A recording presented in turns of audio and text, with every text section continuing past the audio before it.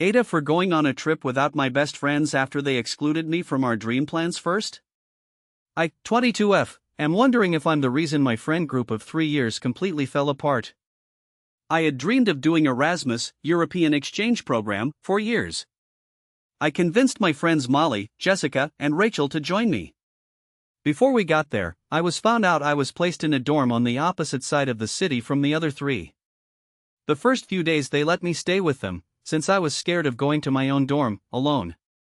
We had planned months in advance that we'd get to know the city, see the cathedral, walk the city center, and eat a warm street pretzel. One day, while I was buying a router for my room, the other 3 went downtown to run some errands. Later that day, I saw them all over Instagram. They went to the center, saw the cathedral, and ate the pretzels, basically fulfilling our group dream without me. I felt stabbed in the back.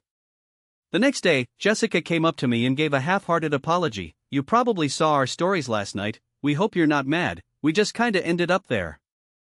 The pretzel wasn't even that good anyway." I pretended it was fine, but I was hurt. Couple days later, we were all talking about our next trip and how we could take it with some of our other friends who were also doing Erasmus. The next day was the only day they could make it, because after that their classes were starting. Molly said she couldn't go because she was waiting for an important package and Jessica said she would hang back with her. I invited Rachel directly, but all she said was, "I think we'll stay home. You guys go and we'll go another time." We replied, "Okay, we're likely going tomorrow on the 8:30 a.m. train. Let us know if you change your minds." Their final words were, "We'll let you know." The next morning came. No texts. No calls. We assumed they weren't coming and we took the train.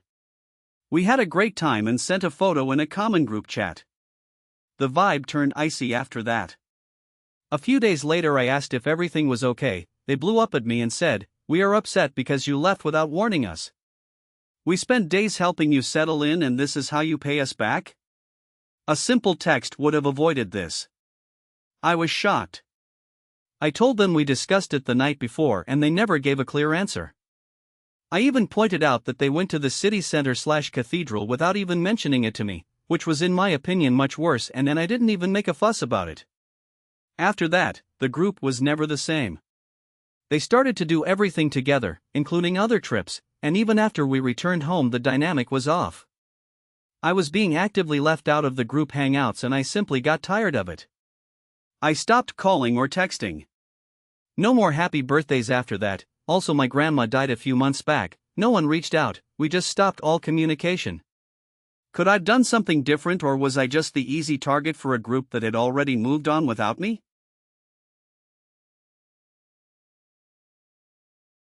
TIFU by realizing my close-knit family was actually just really toxic.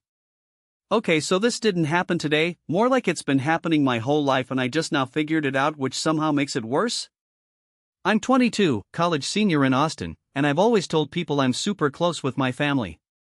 Like, we text every day, my mom calls me constantly, family group chat is always popping off. I thought this was normal.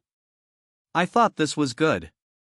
Last week my roommate Emily overheard my mom on speakerphone. My bad, I was making coffee, and afterwards she just looked at me and said, "Does she always talk to you like that?" And I was like what? Because honestly I didn't even notice anything weird.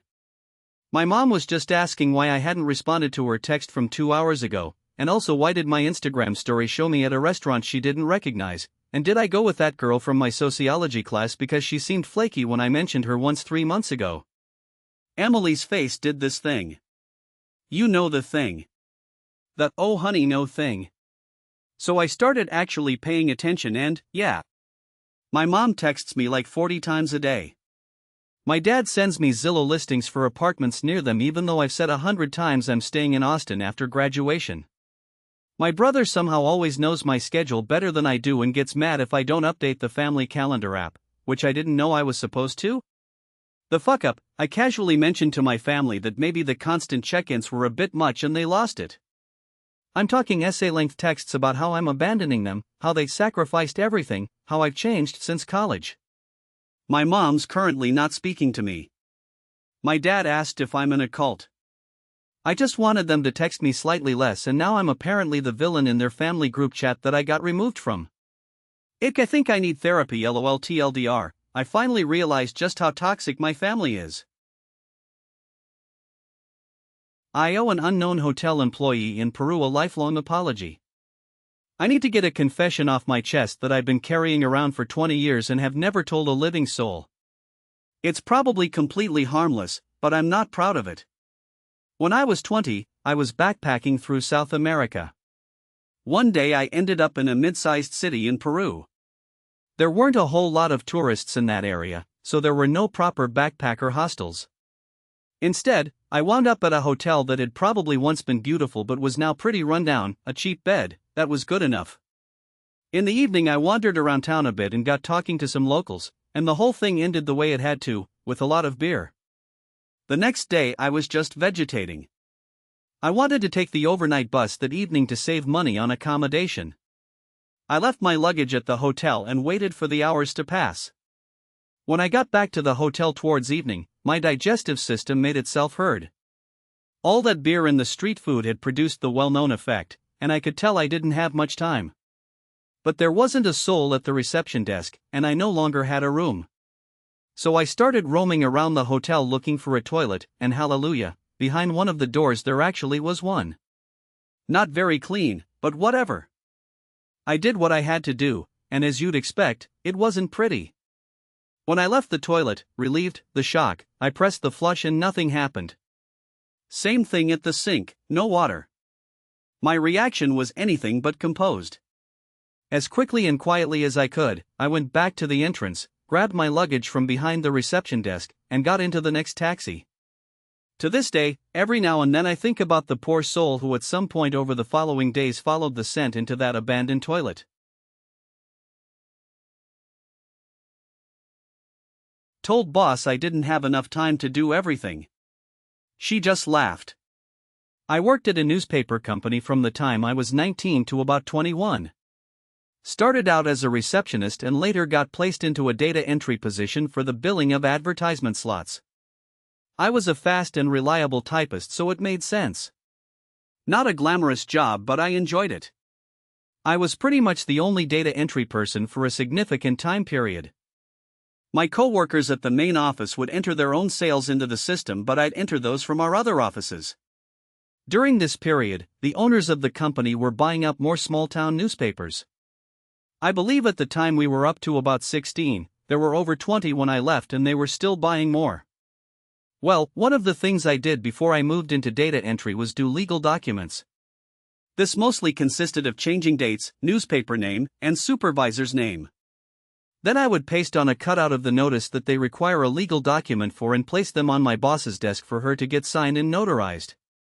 I stopped doing legal documents after I trained the new receptionist, who was frankly not that great at her job. I don't remember why exactly, but my boss asked me if I could do a few legal documents one week. At this point in time, we had just bought 4 new newspapers, and I was way too busy trying to keep up with deadlines to do those legal documents. So I told her I didn't have the time to do them, and she just laughed at me and told me I'd figure it out. Keeping in mind that I'm 20, the youngest person in the office by at least a decade, overworked from being the sole person in charge of multiple newspaper advertisements, and a frequent scapegoat for any mistakes made in the data. Which, like, 9 times out of 10, the mistakes were made by my boss. You can literally see this by checking who last opened and submitted an ad. They just never bothered verifying beforehand who made the mistake.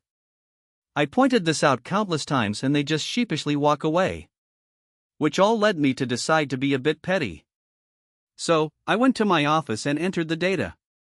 Every newspaper had a different deadline which I'd have to meet so they could compare the preprints to the data for the following week. But those legals weren't due until Friday. So for 3 days, I struggled to keep up with the sheer bulk of all the data I had to enter and barely even glanced at those legal documents. Friday was a slower day in the afternoon, but the notary typically left around noon. By the time I got the legals done, she was gone. My boss, who had forgotten about the legals, blew up demanding why I didn't do them earlier and that they had to go out today. I, who still had a giant stack of data I had to enter by Monday at noon, simply looked her in the eye and said, "I told you I didn't have the time to do them." Apparently, I glared so hard that she immediately backed down, which honestly I was, and still am, super proud about. She ended up having to drive to the notary's house and get her to sign them and drive back to the office and fax them. The notary did not live in town, smiley face. AITJ for pulling my mother's name from a local arts fundraiser after I found out she built her whole speech around my private journals. My mom is 61 and has spent the last few years reinventing herself as a very public community person. She sits on boards, chairs galas, does those smiling photos with giant checks, all of it. I'm 34F, work in design, and usually keep a pretty separate life from hers because she has a talent for turning anything personal into a story about herself. We are not no contact, just careful. Last month one of her friends asked whether I would donate a framed print to a local fundraiser for a women's resource center. I said yes because it was for a good cause and because my mom swore she was only helping with logistics, not making it a family thing. A week later she sent me a draft of the event program so I could check the spelling of my name. Tucked into the last page was a preview of her closing remarks, and my stomach dropped. She had built the emotional center of her speech around raising a sensitive, difficult daughter and learning to love me through my storms. She quoted lines from journals I wrote as a teenager, including one entry about feeling watched in my own house and another about wishing I could grow up somewhere no one already knew who I was. Those journals were not given to her. She found them years ago when I moved apartments and said later she had kept them safe. I genuinely thought that meant in a box, not in her back pocket for a future audience. I called her right away and she acted baffled that I was upset. She said the speech was not about me but about motherhood, resilience, and how parents survive being misunderstood. When I asked why my private writing was in it at all, she said those words were part of her life too because she lived through that period with me.